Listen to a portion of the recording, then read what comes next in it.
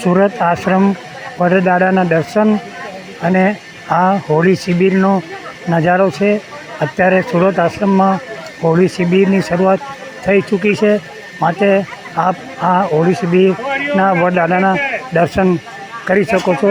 અત્યારે આ સુરત આશ્રમનો નજારો તમે જોઈ શકો છો।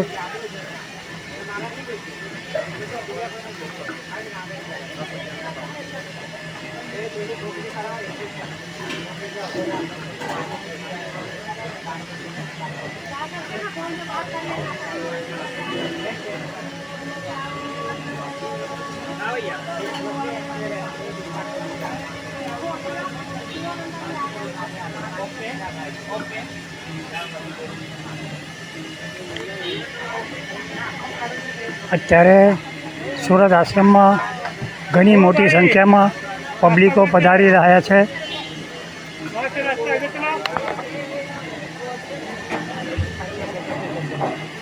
હોળી શિબિરનો નજારો જોવા માટે ખાસ સુરત આશ્રમની અંદર જે રંગ રંગાઈ છે એ જોવા જેવો છે।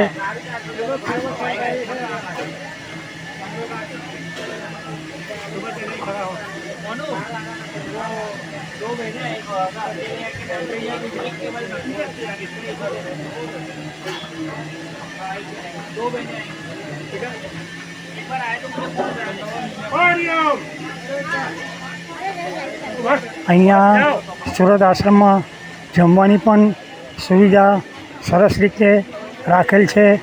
જ્યુસ સ્ટોલ છે, તમારે નાસ્તાનું છે,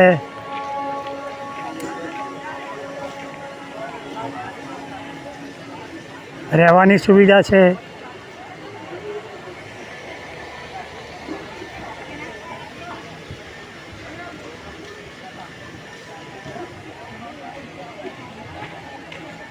આજે 12 વર્ષ પછી સુરત આશ્રમની અંદર બાપુ હોળી શિબિર માટે આવ્યા હોવાથી ઘણું પબ્લિક સુરત આશ્રમમાં પધારી ચૂક્યું છે અને હજુ પણ આવતું જાય છે। 2 દિવસ હજુ બાકી છે, માટે ઘણું પબ્લિક સુરત આશ્રમમાં પ્રવેશી ચૂક્યું છે। એનો નજારો તમે જોઈ શકો છો।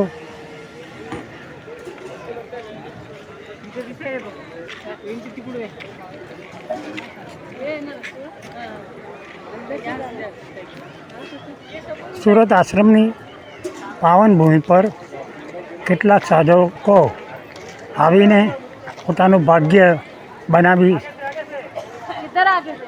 ચૂક્યા છે અને આટલા વર્ષો સુધી બાપુનો કૃપાચાર ચાલ્યા પછી પણ આજે બાપુના પ્યારા સાધકો હજુ પણ બાપુ પર એટલી જ શ્રદ્ધા છે અને જેટલા લોકો પહેલાં આવતા હતા એનાથી કેટલા ઘણી સંખ્યા વધી ગઈ છે એ તમે આવીને જોઈ શકો છો। આજે મીડિયાએ જે પ્રચાર કર્યો છે એના કરતાં પણ ઘણો પ્રચાર બાપુનો સુપ્રચારનો થયો છે। એટલે આજે તમે સચ્ચાઈને જો જાણવા માંગતા હોય તો સુરત આશ્રમમાં આવીને આ નજારો જોઈ શકો છો। તમારે અત્યારે સત્યને પારખવાની બરાબર તક છે, માટે આ સમયને જોવાનું ચૂકશો નહીં।